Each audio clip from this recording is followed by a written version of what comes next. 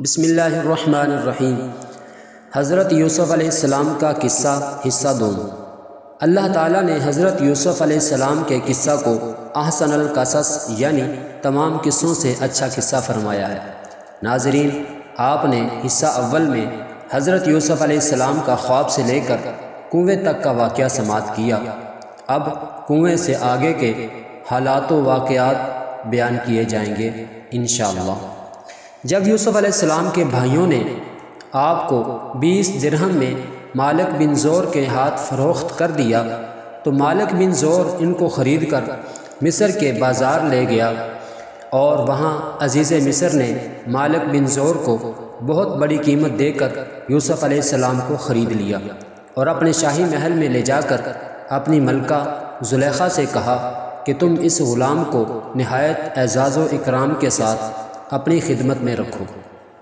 چنانچہ آپ عزیز مصر کے شاہی محل میں رہنے لگے، اور ملکہ زلیخا ان سے بہت محبت کرنے لگی، بلکہ ان کے حسن و جمال پر فریفتہ ہو کر عاشق ہو گئی، اور اس کا جوش عشق یہاں تک بڑھا کہ ایک دن زلیخا عشق و محبت میں والہانہ طور پر آپ کو لبھانے لگی اور آپ کو ہم بستری کی دعوت دینے لگی۔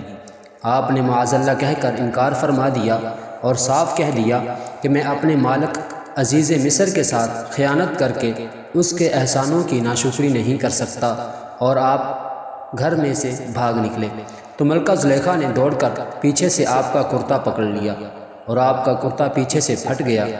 عین اسی حالت میں عزیز مصر مکان میں آ گئے اور دونوں کو دیکھ لیا تو زلیخا نے آپ پر تہمت لگا دی۔ عزیز مصر حیران ہو گیا کہ ان دونوں میں سے کون سچا ہے۔ اتفاق سے مکان میں ایک 4 ماہ کا بچہ پالنے میں لیٹا ہوا تھا۔ اس نے گواہی دی کہ اگر کرتا آگے سے پھٹا ہو تو یوسف علیہ السلام قصوروار ہیں، اور اگر کرتا پیچھے سے پھٹا ہو تو زلیخا خطا وار ہے اور یوسف علیہ السلام بے قصور ہیں۔ جب عزیز مصر نے دیکھا تو کرتا پیچھے سے پھٹا ہوا تھا تو فوراً عزیز مصر نے زلیخا کو خطا وار قرار دے کر ڈانٹا، اور حضرت یوسف علیہ السلام سے یہ کہا کہ اس کا خیال و ملال نہ کیجیے۔ پھر زلیخا کے مشورے سے عزیز مصر نے یوسف علیہ السلام کو قید خانہ میں بھجوا دیا۔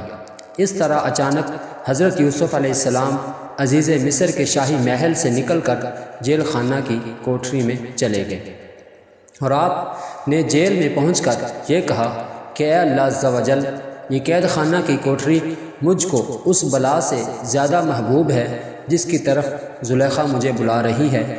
پھر آپ 7 برس یا 12 برس جیل خانہ میں رہے اور قیدیوں کو توحید اور اعمال صالحہ کی دعوت دیتے اور واعظ فرماتے رہے۔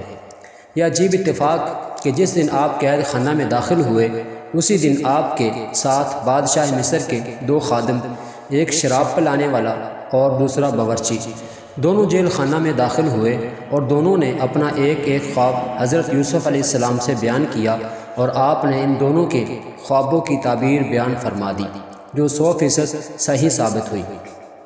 اس دوران مصر کے بادشاہ اعظم دیان بن ولید نے یہ خواب دیکھا کہ 7 فربا گائیوں کو 7 دبلی گائیں کھا رہی ہیں، اور 7 ہری بالیاں ہیں اور 7 سوکھی بالیاں ہیں۔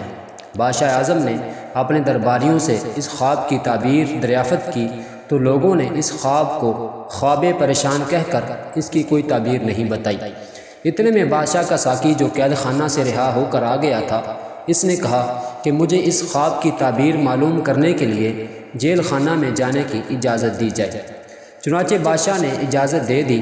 اجازت لے کر وہ قید خانہ میں حضرت یوسف علیہ السلام کے پاس گیا اور بادشاہ کا خواب بیان کر کے تعبیر دریافت کی کہ 7 دبلی گائیں 7 موٹی گائیوں کو کھا رہی ہیں، اور 7 ہری بالیاں ہیں اور 7 سوکھی۔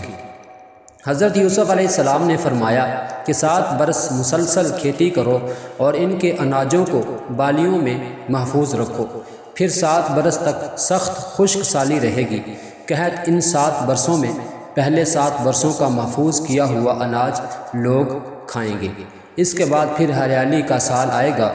قاصد نے واپس جا کر بادشاہ سے اس کے خواب کی تعبیر بتائی تو بادشاہ نے حکم دیا کہ حضرت یوسف علیہ السلام کو جیل خانہ سے نکال کر میرے دربار میں لاؤ۔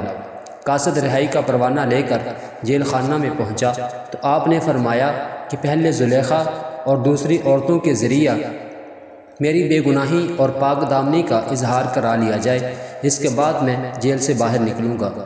چنانچہ بادشاہ نے اس کی تحقیقات کرائی تو تحقیقات کے دوران زلیخا نے اقرار کر لیا کہ میں نے خود ہی حضرت یوسف علیہ السلام کو پھسلایا تھا، خطا میری ہے، حضرت یوسف سچے ہیں اور پاک دامن ہیں۔ اس کے بعد بادشاہ نے حضرت یوسف علیہ السلام کو دربار میں بلا کر کہہ دیا کہ آپ ہمارے دربار کے معزز ہیں۔ حضرت یوسف علیہ السلام نے کہا کہ آپ زمین کے خزانوں کے انتظامی امور اور حفاظتی نظام پر میرا تقرر کر دیں، میں پورے نظام کو سنبھال لوں گا۔ بادشاح نے خزانے کا انتظامی معاملہ اور ملک کے نظام کا پورا شعبہ آپ کے سپرد کر دیا۔ اس طرح ملک مصر کی حکمرانی کا اقتدار آپ کو مل گیا۔